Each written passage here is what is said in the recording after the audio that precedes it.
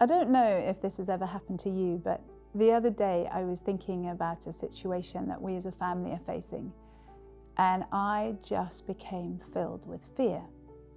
So, like all good church girls, I began to pray, and I prayed some good prayers. I prayed things like, God, I know that you're good, and I know that you're faithful, and I know that you want to meet us, so I just choose to trust you right now. I mean, they were good prayers, but my anxiety did not lift. And then I felt one of those still small nudges in my heart, and this thought began to form. You're praying out of your fear and not out of faith. So I began to ask myself, okay, what does it look like to pray in faith for this situation? Okay, God, what am I believing you for? And the answer was surprising. It wasn't that I was to believe him for a specific concrete outcome. That would have been quite nice, actually. But the answer was this: you are believing in me. You are believing in me and my goodness to be with you no matter what you face and no matter what the outcome is. And then I was immediately reminded of the story of Jesus calming the storm. Let me share it with you. One day, Jesus said to his disciples, "Let's get in a boat and go to the other side of the lake." So they set sail. And soon Jesus fell asleep. And the wind rose. The fierce wind became a violent storm that threatened to swamp the boat. So the disciples woke Jesus up and said, "Master, Master, we're sinking. Don't you care that we're going to drown?" And with great authority, Jesus rebuked the howling wind and the surging waves, and instantly they stopped and became as smooth as glass.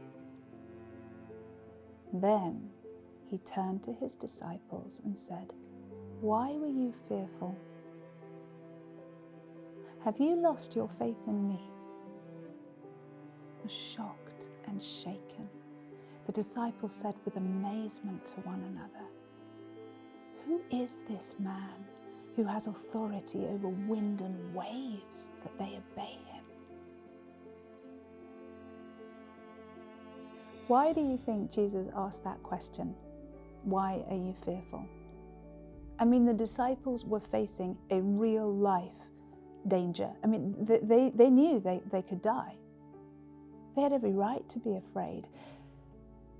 But I don't think Jesus was asking them, "Why are you afraid of the storm?"